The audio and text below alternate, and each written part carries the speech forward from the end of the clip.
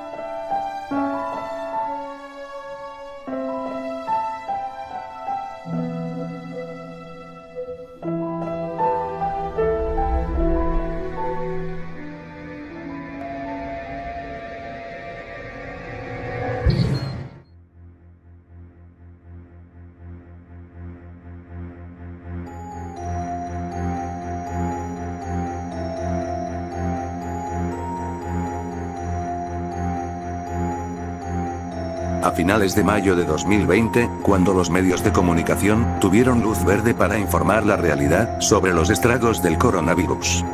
Ya habían fallecido, según cifras oficiales, 5 millones de personas en todo el mundo, la mayoría asiáticos, pero todos sospechábamos que las víctimas eran el doble, otros medios decían que era el triple. Para ese momento, el mundo había cambiado, empezaron a controlar todo con mucho rigor, la ONU desapareció, y los gobiernos más poderosos del mundo se unieron y crearon, a principios de junio de ese mismo año, un gobierno militar al que llamaron Gobierno Unificado. Una de las primeras acciones que tomaron fue la de pedir a todos los gobiernos del mundo la información de cada ciudadano, documentos oficiales, certificados de nacimiento, y pasaportes, información médica, información financiera, todo lo que fuera tuyo. Eso generó protestas mundiales a mediados de junio, la gente se volcó a las calles destruyendo todo, quemando todo, comercios, restaurantes, oficinas de gobierno, bancos, no quedó un solo establecimiento de pie.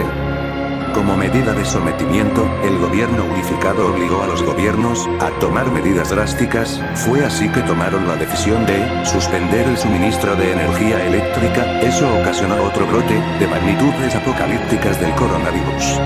No había agua potable, alimentos, los hospitales simplemente no podían atender pacientes, los medicamentos que se utilizaban para controlar y retardar el avance del virus se echó a perder por falta de refrigeración, lo mismo pasó con los alimentos refrigerados, escaseó la gasolina, no llegaban los víveres, había que caminar largas distancias para trasladarte, por todo, todos quedaron desempleados, los bancos cerraron, no había dinero físico ni terminales, nada funcionaba.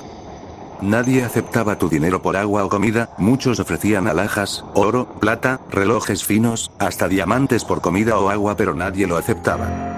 Las reacciones de la población fueron a un nivel mayor, en varias ciudades de países subdesarrollados, o de tercer mundo, se crearon movimientos de resistencia paramilitares, que buscaban derrocar a sus gobiernos, y juzgar hasta con pena de muerte a sus políticos, a sus ministros y hasta sus presidentes. Eran juicios sumarios que se llevaban a cabo en un parque, o una plaza, y ahí se les aplicaba la sanción que el pueblo eligiera, muchas de ellas terminaban con la vida de los juzgados. Los países más poderosos crearon cuerpos de resistencia militar, entrenados, armados y pagados con un fin específico, los ingenuos creímos que era para procurar la paz, fue todo lo contrario, era someter o acabar de raíz con las sublevaciones y las revueltas sociales. Era una auténtica cacería, que inició en Europa, se extendió a Asia, Oriente Medio, África, América del Norte, Sudamérica. En menos de 2 meses, el gobierno unificado tenía presencia en todo el planeta, sus perros de pelea eran contratistas militares, retirados, en servicio, incluso habían presidiarios en sus filas. A principios de junio, cuando se informó de la creación del gobierno unificado, ingresé a un foro donde se compartía información sobre lo que pasaba en el mundo, teorías de conspiración, temas extraterrestres, científicos y paranormales. Ahí conocí a Diana, ella tenía el alias de Sarah Connor. A mediados de ese mismo mes, nos conocimos en persona y el 20 de julio, cuando arreciaron las protestas, tomamos la decisión de irnos a vivir a un búnker. Durante un mes almacenamos agua, comida, cubrebocas, máscaras antigases, gel antibacterial, alcohol, baterías solares, y diversos víveres.